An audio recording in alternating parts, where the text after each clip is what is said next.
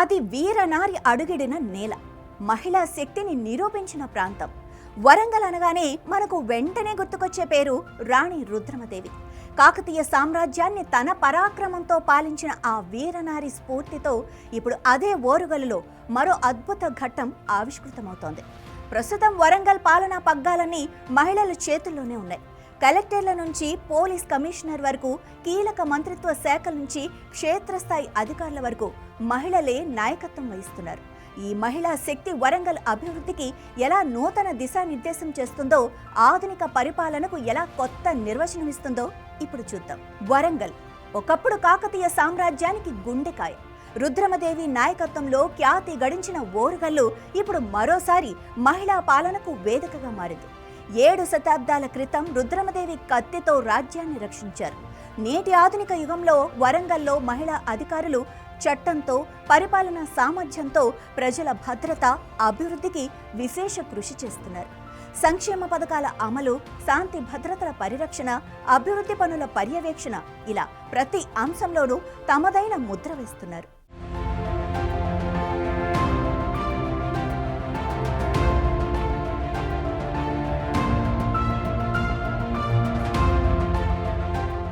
ఈ మహిళా అధికారుల బృందం వరంగల్ పరిపాలనలో కీలక పాత్ర పోషిస్తోంది.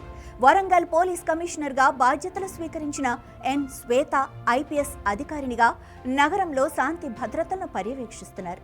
ఇప్పటికే వరంగల్ జిల్లా కలెక్టర్గా డాక్టర్ సత్యశారద ఐఏఎస్ అధికారినిగా బాధ్యతలు నిర్వహిస్తున్నారు. అలాగే హనుమకొండ జిల్లా కలెక్టర్గా చాహత్ బాజ్పాయ్ ఐఏఎస్ అధికారినిగా ఫిబ్రవరి 27 నుంచి కొనసాగుతున్నారు.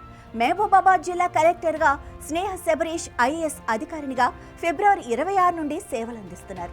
అదనపు collector Sandhyarani, central zone DCP Kavitha, DFO Lavanya లాంటి వారు పరిపాలనలో కీలక బాధ్యతల్లో ఉన్నారు. వరంగల్ పోలీస్ కమిషనరేట్లో మరికొందరు మహిళలు సిఐలు, ఎస్ఐలుగా బాధ్యతలు నిర్వహిస్తున్నారు.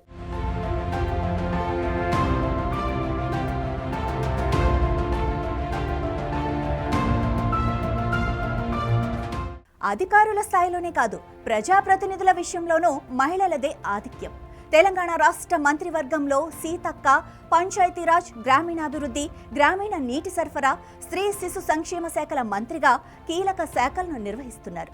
మరో మంత్రి కొండా సురేఖ, గ్రేటర్ వరంగల్ మాజీ మేయర్ గుండు సుధారాణి, రాష్ట్ర కాంగ్రెస్ మహిళా అధ్యక్షురాలు ఎర్రవెల్లి స్వర్ణ, వరంగల్ ఎంపీ కడియం కావ్య, ఇలా ఓరుగల్లు పాలనలో మహిళల ముద్ర స్పష్టంగా కనిపిస్తోంది.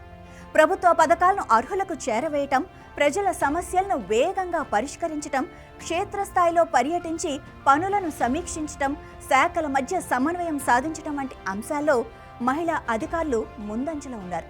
వరంగల్ మహానగరాన్ని రాష్ట్రంలోనే ఆదర్శ నగరంగా తీర్చిదిద్దాలన్న లక్ష్యంతో పరిపాలన మొత్తం సాగిస్తున్నారు.